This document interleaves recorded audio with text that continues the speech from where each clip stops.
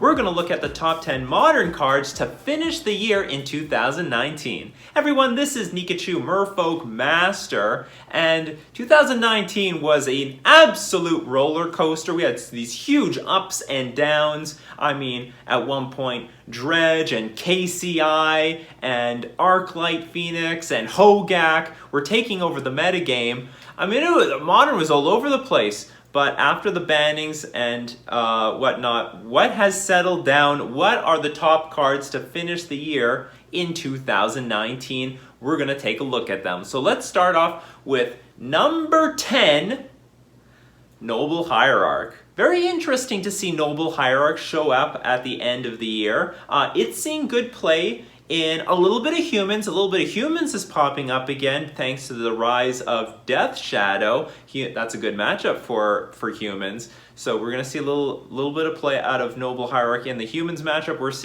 We are seeing Noble Hierarch pop up in Infect. Infect is back. Infect is back actually in a big way. They're back, and so Noble Hierarch is being utilized in that archetype. And we do see Devoted Devastation, the new Counters Company builds. So because of those decks, Noble Hierarch takes up slot number 10. So moving on to number 9. We've got Dismember. Now actually Dismember sees quite a bit of play in quite a few archetypes. We do see it in Infect. We do see it especially in Eldrazi-tron. It's one of their most coveted removal spells in that deck. And we also see it in Death Shadow. Death Shadow decks actually make really good use of this card because they want to lose life, get their life total low so that they can cast their Death Shadows. Dismember, super well positioned right now. Kills Gurmag Angler, kills Death Shadow so long as it's, a reasonable size. Kills Urza. That's one of the most important things. It's a removal spell that can kill Urza, High Lord Artificer.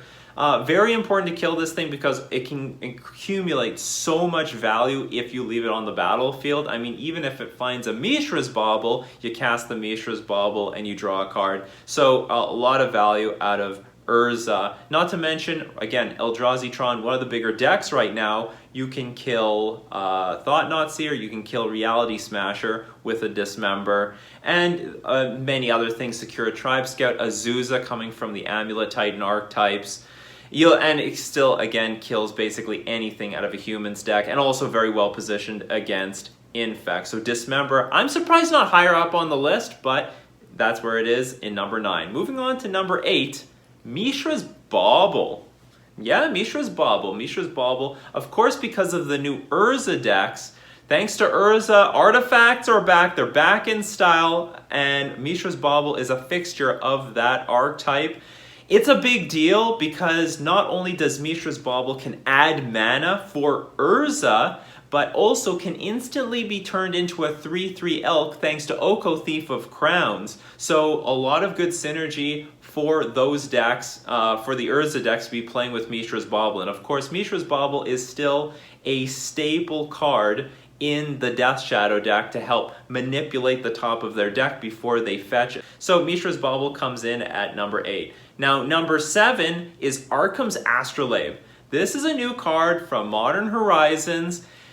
And it's rising up in popularity. Of course, again, heavily utilized in the Urza deck, just like how they use Mishra's Bauble. It's a very cheap artifact to get onto the battlefield, replaces itself, and just like Mishra's Bauble, you can turn this thing into an elk. It's not going to be nothing like you would think that it's just a simple mana fixer, but do you know what? If it has no other purpose later on in the game, it's just a dead artifact on the battlefield, just turn it into an elk, or it's just extra mana for Urza.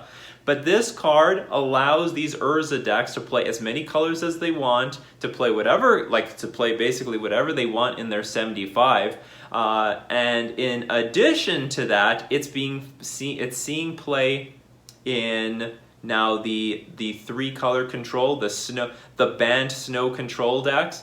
This is a new addition to their archetype so that they can play all 3 colors very easily. Play Oko, Thief of Crowns, of course. Play Teferi.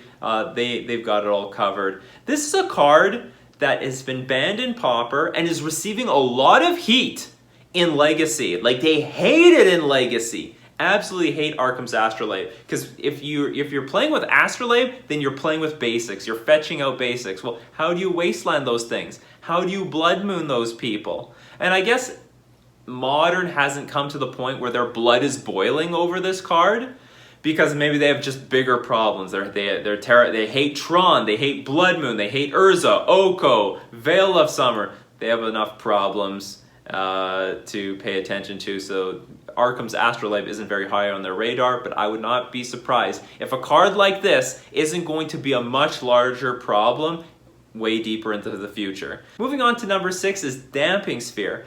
Damping Sphere actually relatively well positioned because two of the strongest decks in Modern right now, Eldrazi Tron and Amulet Titan. If you want to win a tournament, you're going to want to choose one of these two decks. Like, they are two of the most powerful archetypes in Modern right now. You got to be prepared for them. And Damping Sphere basically tells the Amulet Titan deck, okay, your deck doesn't do anything much anymore. Everything just adds colorless mana. That's not to say that they can't fight back. I mean, they can get some Teleria Wests in play, and then some other mono-colored sources, get that Engineered Explosives online and crack it, but it slows them down by quite a bit. And same thing with Eldrazi Tron. Your Tron mana doesn't matter anymore. Your Eldrazi mana doesn't matter anymore. Everything adds just one, so slows them down by a lot. Damping Sphere comes in at number 6. So coming in at number 5, and I was quite surprised to see this, was Path to Exile. Path to Exile, there's not a whole lot of decks that are running this card, but there still are. You know, we do still see the banned control decks rising up highly in numbers. Maybe these decks have been losing numbers, but you know, Stoneblade is still an archetype in Modern. So the Stoneforge Mystic decks, like Stoneforge Mystic did not get banned, so Path to Exile is on this list, coming in at number 5. And of course we said Dismember was so good because it kills everything in the format. Path to Exile literally kills everything in the format. So coming in at number 4, who knows how long it's still going to be here at number 4, Veil of Summer. So Veil of Summer, a card that's been banned in Standard, a card that's been banned in Pioneer, still lingering around in Modern. It's actually given a lot of fight back against, well, let's say there was a lot of decks that started to have trouble against Force of Negation. Veil of Summer is an excellent counter to Force of Negation. Oh, you want to play Force of Negation? That's going to cost you 2 cards. Veil of Summer, it's countered. Basically, you can't counter my spells. My spells that can't be countered and have hexproof. And I draw a card. So Veil of Summer popping up everywhere. Like, if you can run green, basically people are running Veil of Summer. It's the thing. It's the thing to do. It's the trendy thing to be playing with Veil of Summer and undermining all the black removal, all the counter spells. Control players are hurting. What the hell did you do, Wizards? What is going on here? This thing is super OP. This is like Pyroblast on crack. So anyway, Veil of Summer, instant staple for a lot of archetypes running green that want to protect a combo, want to protect their creatures. We're seeing it basically anywhere. I mean, Infect, Amulet Titan, Titan Shaft, any deck basically, almost any deck playing Oko. Veil of Summer is one of the best cards in Modern. So coming in at number 3, and take some time to try to guess this. I bet you're going to get it wrong. I was surprised. I definitely got this wrong. Lightning Bolt. So Lightning Bolt, like, Burn is getting hurt really hard. So I was very surprised to see Lightning Bolt this high up on the list. But I guess enough Burn decks are squeaking through. Burn is shrinking in numbers thanks to the Oko decks. And because Oko is everywhere, I mean, how do you compete with all the food tokens?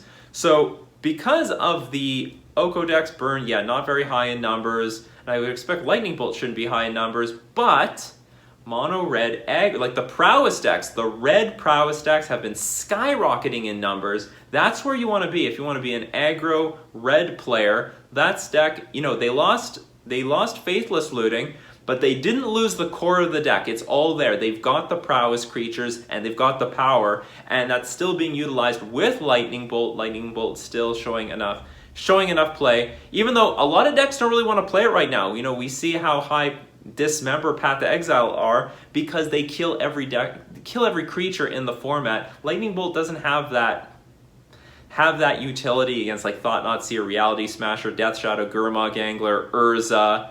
I mean, I guess you can kill an Elk or whatever, but it's not nearly as impressive. Still, Lightning Bolt shows up at number 3. And rounding it up on to number 2, Once Upon a Time. This is another card, banned in Standard, banned in Pioneer. Once Upon a Time is going to give a lot of decks focused on creatures and lands a lot more consistency. It's a staple now in Infect. It's a staple in Amulet Titan. This card is going to be like, it's going to be a staple up until a point where Wizards might say, you know what, this is a little bit too much for this format. But you know what, we still have cards like Ancient Stirrings in this format. Maybe Once Upon a Time will be of the power level that we expect for in Modern. They're not always played as a 4 of, because you know what, the first 1 or 2 are great, but the 3rd and 4th become terrible. They do diminish in their playability later on in the game. The Death Shadow players learn that. They do want to play with Once Upon a Time, but they do not want to play with too many of them. Somewhere around 1 or 2 is the sweet spot for a lot of decks. If they go to 3 and 4 and you draw it late in the game, that's not where you want to be, because you don't have the time to cast this damn thing. So Once Upon a Time, it's even seeing some play right now in Eldrazi Tron. I mean, that's the power of this card. Help you dig for the Tron lands and find the right creature for your deck. So anyway, Once Upon a Time is on number 2. So, coming in at number 1, maybe to nobody's surprise, Oko, Thief of Crowns. Again, another card banned in Standard, banned in Pioneer, banned in Brawl, but we don't care about that. This card has a target on its head. You know what? I polled Twitter, I polled Facebook, I polled YouTube. It's 50-50 whether people believe it should be banned or legal in Modern. 50-50. It's like you either play Oko or you don't. And if you do play Oko, you're in really good shape. You're loving life. If you're not playing Oko, you're miserable and you hate life. Unless you're Eldrazi Tron, then maybe you don't care. But basically, every deck is playing Oko. You know, Jun's trying to find a way to play Oko. Amulet Titan's trying to find a way to play Oko. We got Death Shadow playing Oko. We've got Urza playing Oko, which is basically a new Urza archetype. We got Merfolk playing Oko. Infect playing Oko. We got Counter's Company playing Oko. Everyone's trying to play Oko. If you can splash blue, you can play Oko. If you can splash green, you can play Oko. So, I mean, it's just a matter of time before like Tron or Eldrazi Tron play Oko. But basically, Oko Thief of Crowns has taken over Modern, and whether you think that's a good thing or a bad thing is going to be a matter of opinion. It really stabilized the format. Oko actually brought balance to Modern in a way that I've never seen before. Like, when Hogak takes over, it's just Hogak. It's like just Hogak, some Arclight Phoenix, maybe some Dredge, which is still playing Hogak anyway, Mono Red Prowess. It is a super suppressed metagame. Everyone playing with Oko Thief of Crowns, we've got some diversity. We've got Death Shadow, we've got Eldrazi Tron, we've got your Urza decks, we've got Mono Red Prowess. So if you're a Burn player, you can still play with some Fire with Mono Red Prowess. We've got, I still get to play with Merfolk. We still have Scape Shift. We still have Amulet Titan. Dredge players are still here. There's still a little bit of Stoneblade. We've got Control with Band Control. There is actually quite a bit of variety, even though one card is completely dominating. But is that domination really going to be fair in the long run? We're going to have to wait and see. But finishing off, the year in 2019 is Oko Thief of Crowns. So I got this list from MTG Goldfish. If you want to know where I got the list, that's where it was. So are there any cards you think are very debatable on this list? Do you think it was fair? Do you think there are other cards that you think deserve to be on this list? These were the most played cards finishing off 2019 in Modern. So anyway, this has been Nikachu, Merfolk Master, saying goodbye to the metagame in 2019.